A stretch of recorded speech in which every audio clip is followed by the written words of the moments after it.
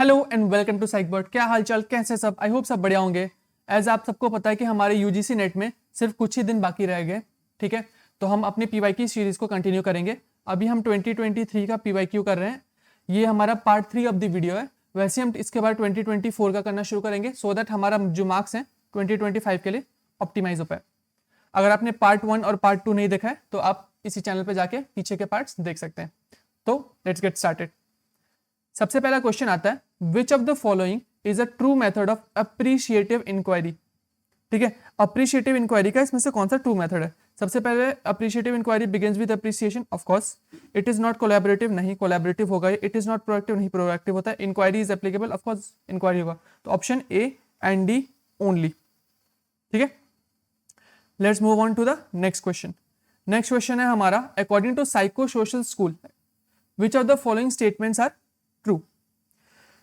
Statement है Weber's ratio increases as stimulus intensity increases, ये false है। वेबर्स रेशियो हमारा क्या था? K is equal to I upon delta I upon I. ठीक है, तो जैसे ये इंक्रीज करेगा वैसे ऊपर वाले को भी इंक्रीज करना पड़ेगा बिकॉज K इज हमारा कांस्टेंट, तो वेबर्स रेशियो नहीं इंक्रीज कर सकता। ठीक है, सेकंड पार्ट है the DL is difference Lehman. ठीक है, जस्ट नोटिसेबल डिफरेंस को भी हम JND को हम डिफरेंस लीमन भी बोलते हैं, आपको पता होना चाहिए, राइट।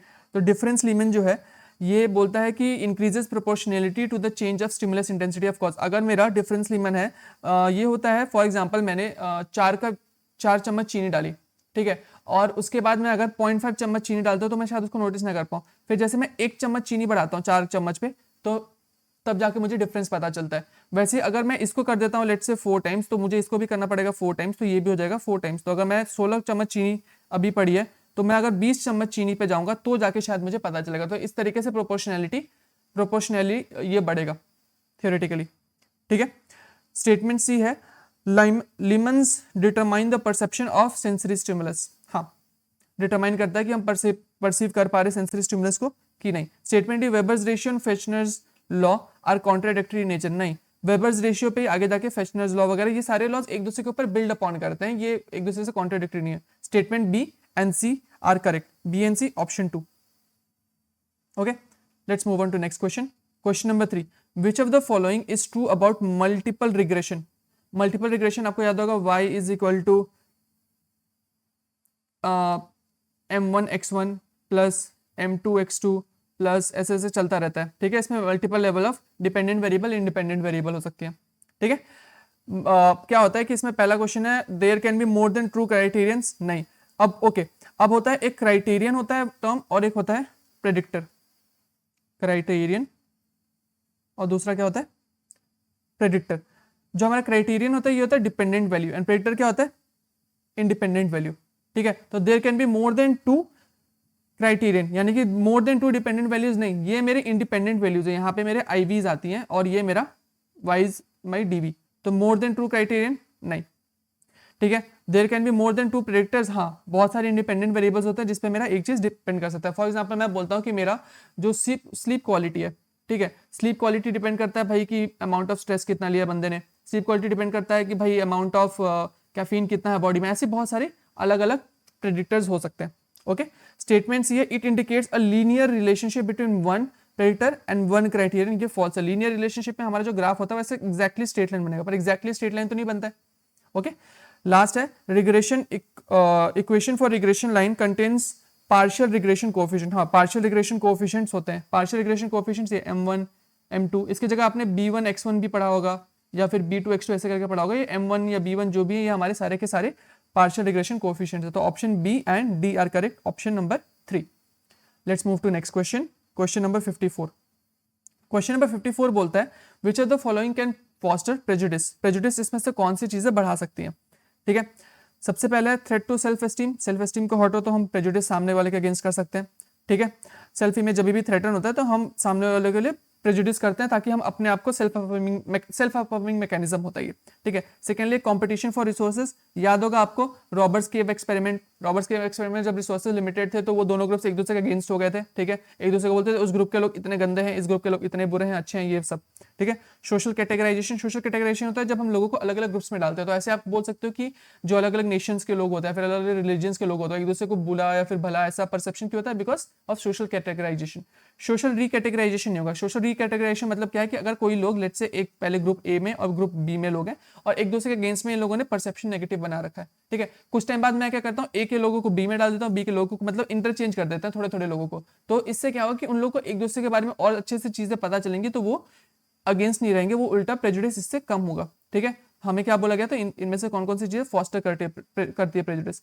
तो ए बी सी तीन सही है, option 2 is correct, right. Let's move to next question, question 55। Resistance to persuasion, ठीक है, परसुएशन किसी को मनाना होता है। Resistance to persuasion can be increased by, may be increased, increase यानी कि कैसे हम उसको बढ़ाएंगे, रेजिस्टेंस को कैसे हम इंक्रीज करेंगे। तो रेजिस्टेंस इंक्रीज करने के लिए हम क्या क्या कर सकते हैं? ठीक है, पहला ऑप्शन है रिएक्टेंस। रिएक्टेंस, ठीक है, रिएक्टेंस में क्या होता है, चलिए पहले एक बार इन सब ऑप्शंस को देख लेते हैं फिर हम डिस्कस करेंगे। स्टेटमेंट बी इमोशनल अपील, नहीं। स्टेटमेंट सी फोर वार्निंग, ठीक है, and statement D selective awareness, okay, ठीक है।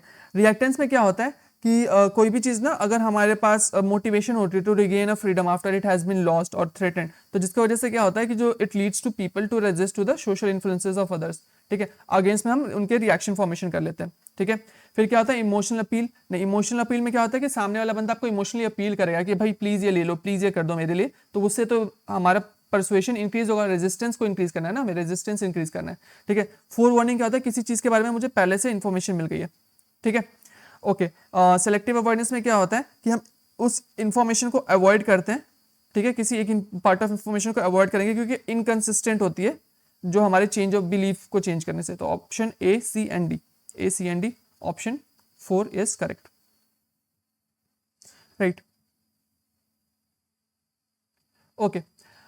Which of the following are the influencing skills of counseling? Influencing skills of counseling. Counselling में हमें सामने वाले को इन्फ्लुएंस करना है, क्लाइंट को इन्फ्लुएंस करना है, तो क्या क्या किया जा सकता है? सबसे पहले self disclosure, of course self disclosure में क्या होता है कि काउंसलर होता है कुछ पर्सनल इन्फॉर्मेशन डिस्क्लोज करेगा, ठीक है। उसके अलावा क्या आता है इन्फॉर्मेशन गिविंग, ऑफ कोर्स हम उसको कुछ इन्फॉर्मेशन देंगे, हम उसको बताएंगे भाई कि आप जो भी इस बारे में बताएंगे हमें all of it is going to be confidential, हम इसको बाहर किसी को नहीं बता सकते। कन्फ्रंटेशन, कन्फ्रंटेशन में क्या होता है कि कुछ कुछ पॉइंट्स पे हमें क्लाइंट को कन्फ्रंट करना पड़ेगा, ठीक है, बोलना पड़ेगा आपने ऐसा क्यों किया, ठीक है, शुड यू टेक रिस्पॉन्सिबिलिटी, आपको इसकी रिस्पॉन्सिबिलिटी लेनी चाहिए वगैरह वगैरह। We will have to confront him multiple times. Smart goal जो है ये मैक्रो स्किल्स में नहीं आते हैं, मतलब कि ये बहुत मेजर पॉइंट नहीं है, तो ए बी एंड सी, ठीक है।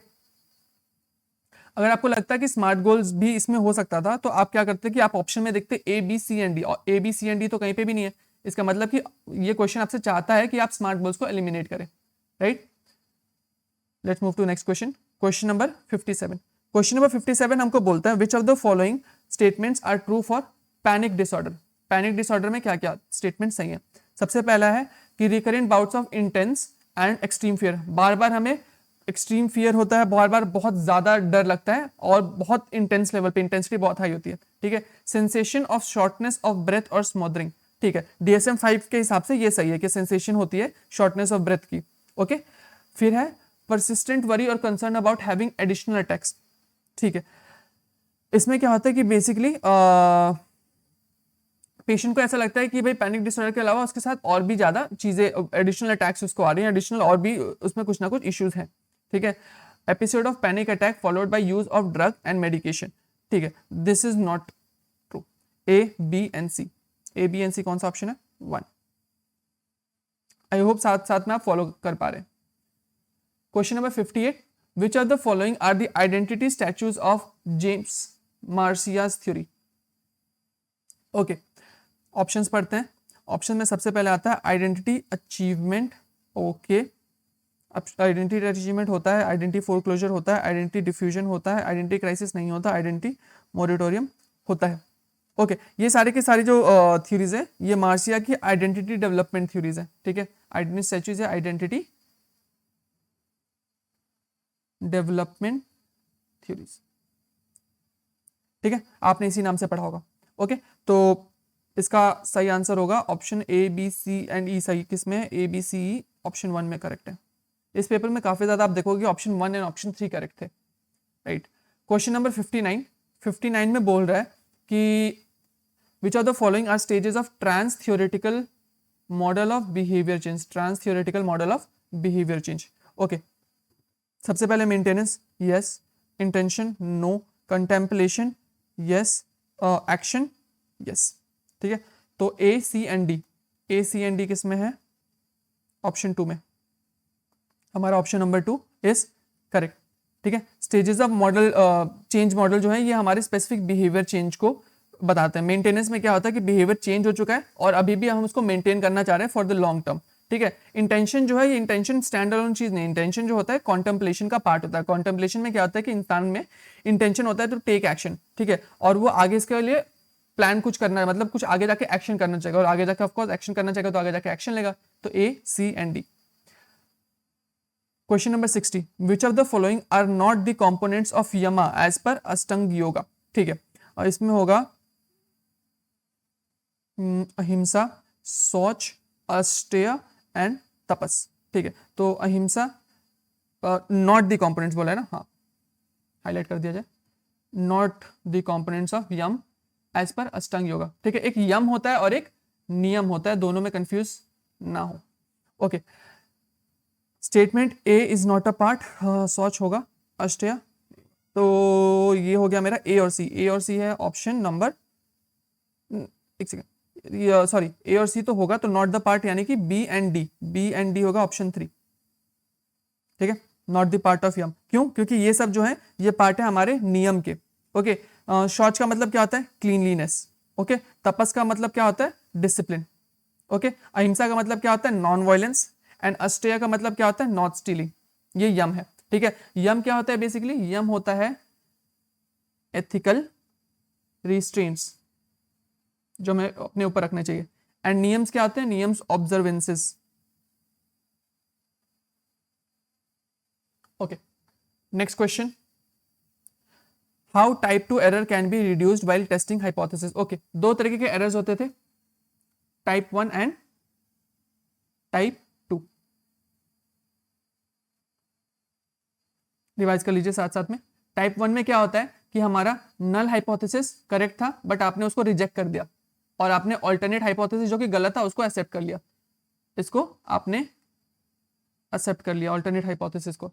टाइप 2 में क्या होता है? टाइप 2 में हमारा ऑल्टरनेट हाइपोथेसिस करेक्ट था, ठीक है, ये रिजेक्ट लिख देते हैं यहाँ पे, करेक्ट था, पर आपने इसको गलत कर दिया, रिजेक्ट कर दिया, ठीक है, और आपने नल हाइपोथेसिस को एक्सेप्ट कर दिया। ठीक है, तो हमें टाइप 2 एरर को रिड्यूस करना है। Type 2 error can be reduced while testing hypothesis. कैसे कैसे? सबसे पहले हम करेंगे decrease the level of significance, नहीं। Increase the chosen level of significance, yes. ठीक है, डिक्रीजिंग द सैंपल साइज, नहीं। Increasing sample size, yes. B and D option है हमारे option 2, right. Okay, decreasing the sample size, sorry increasing the sample size से क्या होगा भाई? हम पहले 100 लोगों पे अगर रिसर्च कर रहे थे तो अब हम 1000 लोगों पे करेंगे, इस तरीके से सैंपल साइज इंक्रीज होता है। ठीक है, chosen level of significance, level होता था हमारा पी से सिग्निफिकेंस को रिप्रेजेंट करते थे। अगर पी की वैल्यू 0.05 है तो इसका मतलब क्या है कि 5% एरर हो सकता है। 5/100 इसको मैं इस तरीके से लिख सकता हूँ। इसका मतलब क्या है कि 5% तक डेटा हमारा एरर वाला हो सकता है, तो हम उसको इंक्रीज करेंगे। तो इसको अगर हम इंक्रीज करते हैं तो टाइप 2 एरर जो है वो रिड्यूस हो सकता है।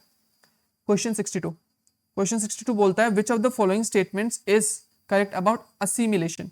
ठीक है, असिमिलेशन क्या होता है? असिमिलेशन में सबसे पहले हमारा kind of matching between cognitive structures and physical environment, सही है। Learning about one event leads to another, गलत है। इट कैन बी रफली equated to recognition and knowing, ये भी सही है। Studying of phenomena as it occurs naturally in the environment, naturalistic के बारे में बात करें तो option A and C are correct. A and C third में मैच कर रहा है, right. Let's go to question number 63। Question number 63 हमें बोलता है which are the following statements is correct about Gestalt therapy. Gestalt therapy में क्या होता है? हमेशा आप याद रखेंगे कि sum is always greater than parts, whole picture की बात की जाती है।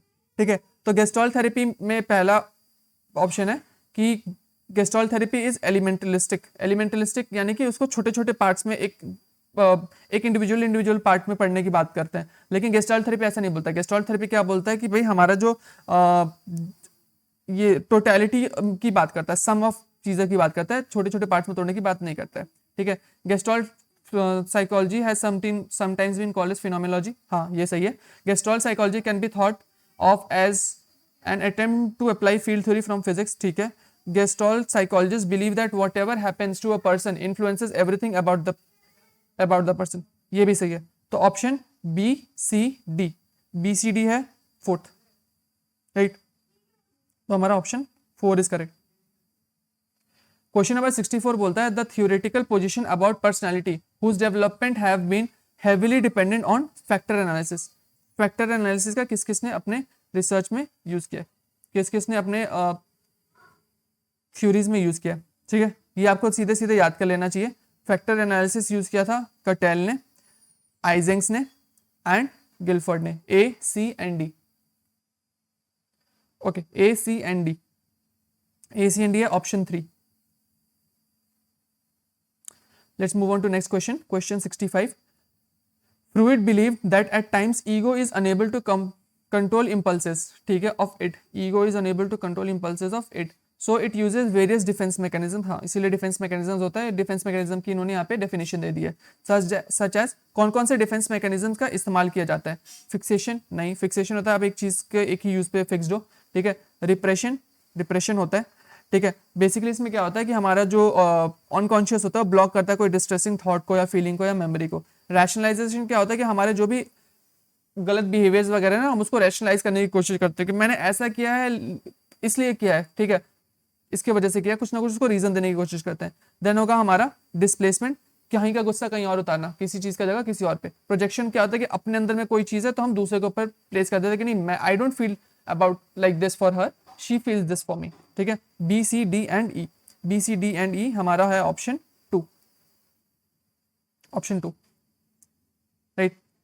Next question, question number 66। Okay, match the following में आप हमेशा याद रखना, मैच द फॉलोइंग पे हम आ गए, आप देखना कि मैं कैसे सॉल्व करता हूं। This is going to help you very much in your real exam, ठीक है। आपको यहाँ पे जैसे हमें 4 ऑप्शन दिख रहे हैं, आपको जरूरी नहीं है कि आपको 4 के 4 ऑप्शन आना जरूरी है, ठीक है। आपको यहाँ पे हमें बहुत ज्यादा एलिमिनेशन टेक्निक का यूज करना है, ठीक है। एलिमिनेशन में मैं जब भी सॉल्व करता हूँ तो मैं सबसे पहले देखता हूँ कि भाई ऑप्शन क्या है। ऑप्शन देखो 1 1 2 3, तो अगर कई जगह पे क्या होता है कि स्टार्टिंग में ये ऑप्शंस अलग होते हैं, जिसकी वजह से I would be able to eliminate. आगे कुछ क्वेश्चंस में होपफुली आएगा तो मैं आपको बता पाऊंगा।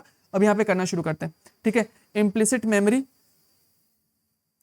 मेमोरी हमारा होगा the kind of memory that underlines perception and cognitive skills, ठीक है। ए जाएगा 1 के साथ, ठीक है। तो ये ऑप्शन कट गए, देखा मैंने बोला था कि आपको ऑप्शंस के साथ जाना है, तो मेरा ऑप्शन 1 नहीं ऑप्शन 2 में से सही हो सकता है, ठीक है। फिर आता है वर्किंग मेमोरी। वर्किंग मेमोरी होता है we will store in only for a few seconds, ठीक है, फ्यू सेकंड्स के लिए, सेंसरी रजिस्टर की तरह का होता है ये। बी का 3, ये देखिए ऑप्शन 1 यहीं पे करेक्ट हो गया। I can straight away take and move ahead, but क्योंकि मैं आपको समझा रहा हूं तो मैं पूरे का पूरा समझाऊंगा, ठीक है। लॉन्ग टर्म मेमोरी क्या होता है, लॉन्ग टर्म मेमोरी हमारा होता है सेमी परमानेंट होता है in nature, and flash bulb memory होता है ये vivid relatively permanent record of circumstances in which learned about emotionally charged and significant events। तो हम जब भी इमोशनली चार्ज होंगे ना, तभी हमें फ्लैश बल्ब मेमोरी याद आएगी, ठीक है। Okay, question number 67।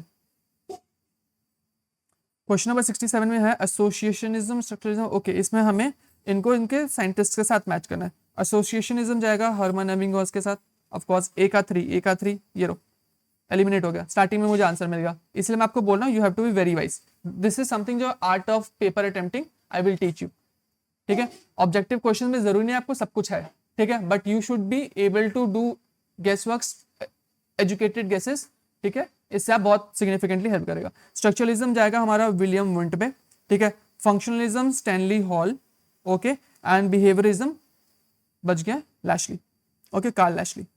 Question number 68 में perception, consciousness, feeling, body, okay, ये है हमारे बुद्धिस्ट साइकोलॉजी के टर्म्स है, बुद्धिज्म के टर्म्स है, ठीक है। तो परसेप्शन को उसमें हम बोलते हैं सना, ए का 3, ओके। तो फर्स्ट एंड थर्ड एलिमिनेट हो गए, 1 2 एंड 4 में ऑप्शन होगा। कॉन्शियसनेस इज विन्ना, बी का 1, ए का 3, बी का 1, ऑप्शन 2 इज करेक्ट। बाकी क्या होगा, फीलिंग्स हो जाएगा वेदना, एंड हमारा बॉडी रूपा, ठीक है, बॉडी को रूप बोलते हैं। Okay, question number 69। 69 में आते हैं central cardinal source test. Okay, ये एल्पोर्ट की थ्योरी से आ रहे हैं। ओके, एल्पोर्ट की पर्सनालिटी थ्योरी काफी ज्यादा इंपॉर्टेंट थ्योरी है, बहुत बार रिपीटेड आया है, ठीक है, इवन 2024 में इस पे क्वेश्चंस आ गए, ठीक है। तो आपको जो भी होते हैं साइकोलॉजी में, हमारे जो भी यूजीसी नेट का पेपर होता है, बहुत सारे प्रीवियस ईयर जो क्वेश्चंस होते हैं, ठीक है, as it is same topics, कई बार तो मैंने सेम टू सेम क्वेश्चंस भी देखे हैं, ठीक है, सेम टू सेम क्वेश्चंस भी आ जाते हैं। तो you have to be very well aware with the PYPs, आपको बहुत अच्छे से उसको करके जाना चाहिए, ठीक है, मैं बोलूंगा रिवाइज करके जाना चाहिए, इसीलिए हम पीवाईपी सीरीज पहले कर रहे हैं। ओके, सबसे पहले आ रहा है secondary trade. Secondary trade states with exert, पहला नहीं होगा, सेकेंड, ठीक है, सेकेंडरी ट्रेड हो जाएगा trade that exerts relatively specific and weak effect, ठीक है। कार्डिनल ट्रेड जो होते हैं जो एक पर्सन की पूरी पर्सनालिटी को डोमिनेट करते हैं, ठीक है। यहीं पे हम महात्मा गांधी की बात करते हैं तो महात्मा गांधी से हम बोलते हैं ऑनेस्ट थे, मदर टेरेसा बोलते हैं अल्ट्रुइस्टिक थी, दूसरों की सेवा में काम किया उन्होंने काफी ज्यादा, ठीक है। सेंट्रल ट्रेड्स, सेंट्रल ट्रेड जो होते हैं ये हमारे बिल्डिंग ब्लॉक्स होते हैं पर्सनैलिटी के, ये 5 से 10 कैरेक्टरिस्टिक्स होते हैं, ठीक है। जैसे कि आपके बारे में बोले, कोई बोलेगा कि हमें आप इंटेलिजेंट हो, आप लॉयल हो, आप डिपेंडेबल हो, वगैरह वगैरह, तो सी का हो जाएगा हमारा सेंट्रल ट्रेड्स का bunch of traits that describes individual's personality. Source traits क्या होते हैं, सोर्स ट्रेड्स वो होती हैं की डायमेंशनल पर्सनालिटीज होती है जो बेसिकली अंडरलाई करती है बहुत सारे ट्रेड्स को, हमारे ट्रेड्स यहीं से ओरिजिनेट होंगी, ठीक है। तो ए का था 4, ए का 4, ये तो बड़ी आसानी से एलिमिनेट हो गया था, देखिए फर्स्ट ऑप्शन से एलिमिनेट हो गया था, हमने हालांकि पूरा सॉल्व किया, but okay. Question number 70, question number 70 हमें बोलता है ऑटोनॉमी इंडस्ट्री। ओके ओके, ये एरिक्सन की स्टेजेस हैं, ठीक है। Autonomy versus shame and doubt होता था, ए का 2, ए का 2, तो नहीं, third option fourth option eliminate हो गया, ये भी एलिमिनेट हो गया, ये भी कंप्लीटली एलिमिनेट हो गया, हमारा 1 एंड 2 के बीच में रहेगा। इंडस्ट्री वर्सेस इंफीरियोरिटी, बी का 4, बी का 4 ये रहा first option, right, correct. Okay, initiative versus guilt and generativity versus stagnation, ये पूरी 8 स्टेजेस हमें याद होनी चाहिए, ठीक है, पॉपुलरली, ये बहुत ज्यादा पॉपुलर है, बहुत ज्यादा बेसिक भी है, आप हमें एज इट इज ये याद होना चाहिए। Okay, next question, question number 71। Question number 71 में आते हैं, ओके, टर्म्स और उनके डेफिनेशंस दी गई हैं, ओके, काफी ज्यादा explanatory. Coefficient of dispersion, standard deviation नहीं, मीन्स ऑफ स्क्वायर्ड नहीं, ए का होगा 3, variance in terms of mean, A का 3 होना चाहिए, यस। ऑप्शन 4 चला गया, ऑप्शन 1 चला गया, ओके। बी का स्टैंडर्ड डेविएशन, स्टैंडर्ड डेविएशन में होगा हमारा, ओके, स्टैंडर्ड डेविएशन में जाएगा, standard deviation as percent of नहीं, मीन ऑफ स्क्वायर नहीं, positive square of, positive square root of variances, ठीक है। बी का जाएगा 4, ओके। सी का होगा कोफिशिएंट का फर्स्ट वाला, एंड वेरिएंस बच गया, वेरिएंस इज 2, ठीक है। तो इसका मेरा आंसर है option number 3, right. Question number 72, question number 72 है theory of planned behaviour, okay, ये किसने, ओके, थ्योरीज दी है और उनको मैच करना है किसके साथ, तो मुझे याद है कि थ्योरी ऑफ कॉजुअल एट्रीब्यूशन सबसे पहले मुझे दिख रहा है ये केली के साथ मैच होना चाहिए, ठीक है, हैरल्ड केली के साथ। बी का 4, बी का 4 कहाँ दिख रहा है मुझे, एक जगह दिख गया, 2 जगह दिख गया, तो ऑप्शन 1 नहीं हो सकता, कट गया, ऑप्शन 2 भी नहीं हो सकता, कट गया, 3 एंड 4 में सही होगा। Theory of planned behaviour, of course ये स्कैन एंड फिशमैन ने दिया था, तो ए का 3 इन दोनों में कॉमन है, बी का 4, ओके। सी डिस्क्राइब करेगा social identity theory, Tajfel and Turner, C का 1, सी का 1 यहाँ पे है मुझे, तो option number 3 is correct. Contact hypothesis किसने दिया था, पेटिग्रू ने, ओके। नेक्स्ट क्वेश्चन आता है question number 73, question number 73, obedience orientation interpersonal norms, okay okay, moral reasoning, okay, ठीक है। ओबीडियंस ओरिएंटेशन, इसके मीनिंग्स के साथ हमें मैच करना है, okay. Obedience orientation, moral reasoning behind, moral reasoning behind moral principles, moral reasoning behind the believe that adults know what is right and, okay. Obedience orientation A का 3 होगा, ठीक है, ए का 3 मुझे 2 जगह दिख रहा है, तो ऑप्शन 3 गया, ऑप्शन 4 गया, 1 और 2 में से होगा। बी इंटरपर्सनल नॉर्म्स क्या होते हैं, moral reasoning based on winning of approval of others, ठीक है, ठीक है। इंटरपर्सनल 2 लोगों की, मतलब लोग इसमें काफी ज्यादा इन्वॉल्व है, ठीक है, इसमें कन्फॉर्मिटी वगैरह इन्वॉल्व ज्यादा होती है, okay. Social contract, option C, social contract हो जाएगा, मोरल रीजनिंग नहीं, ठीक है, मोरल रीजनिंग सी का हो जाएगा 4, ओके। एंड डी है हमारा, बच गया डी का 2, यूनिवर्सल एथिकल प्रिंसिपल्स क्या होते हैं कि रीजंस जिससे मोरल प्रिंसिपल सब पे अप्लाई करेंगे, ठीक है। तो ऑप्शन हो गया मेरा इसमें करेक्ट 2। आई होप साथ साथ में आप थिंकिंग प्रोसेस फॉलो कर पा रहे हैं। Then question number 74, question number 74 passive euthanasia, again meanings के साथ उनको मैच करना है। Passive euthanasia, doctor end to suffering of life with her request, ठीक है। ये वॉलेंट्री एक्टिव यूथनेसिया की बात होगी, डॉक्टर किसी की सफरिंग को एंड करना चाहता है, ठीक है, बिकॉज उसने रिक्वेस्ट किया है, ठीक है। Lethal dose of drug, voluntary active euthanasia India में बैंड है ये, okay.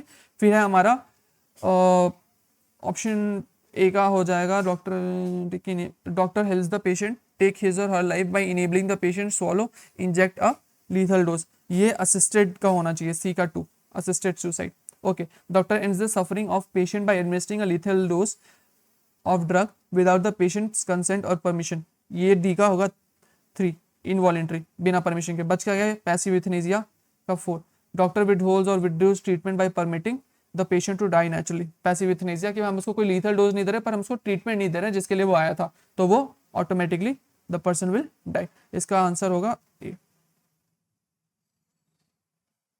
Right. Question number 75, question number 75 में साइकोलॉजी, ओके, थ्योरीज को उनके डेफिनेशंस के साथ मैच करना है। Gestalt psychology, whole is greater than sum of its part, ये तो हर किसी को आई बिलीव आता ही होगा, ठीक है। फिर बी है hypochondriacal delusion, believing that one has horrible disease conditions, ठीक है। इसमें इंसान को लगता है कि भाई उसको बहुत ज्यादा बुरी बुरी बीमारी है, डिस्पाइट आप उसको ना मेडिकल एविडेंस शो करोगे स्टिल उसको ऐसा लगेगा, डिल्यूजन में रहता है वो बंदा, ठीक है। ह्यूमनिस्टिक एग्जिस्टेंशियल थेरेपी में क्या होता है, personal growth and self direction, इसमें आपको याद आ रहा होगा कि हम सेल्फ एक्चुअलाइजेशन की बात करते हैं, ठीक है। कार्ल रॉजर्स इसमें positive regard, unconditional positive regard की बात करते हैं। फिर एग्जिस्टेंशियल न्यूरोसिस, एग्जिस्टेंशियल न्यूरोसिस में हमारा चला जाएगा feeling of alienation, meaninglessness and apathy, मतलब कि इंसान को एग्जिस्ट करने में उसको एलियनेटेड फील कर रहा है, मतलब कि उसको ऐसा लग रहा है कि वो अकेला है, उसको चीज़ों में मीनिंग नहीं, लाइफ में मीनिंग नहीं फील कर पा रहे हो पा रहा है। इसमें इंडिविजुअल जो होता है उसको पर्पस से, ऑथेंटिसिटी से वगैरह से, एंड जो मॉडर्न सोसाइटी का कॉन्सेप्ट है ना, इससे उसको बहुत ज़्यादा इशू होता है। Thank you for watching this video, I hope आपको ये वीडियो बहुत ज़्यादा पसंद आया होगा। आप इस वीडियो को चैनल को लाइक करें, सब्सक्राइब करें, इस वीडियो को अपने फ्रेंड्स के साथ शेयर करें, जिससे मुझे पॉजिटिव रीइंफोर्समेंट मिलेगा आपके लिए ऐसी और वीडियोस लाने के लिए। See in the next video, until then keep enjoying.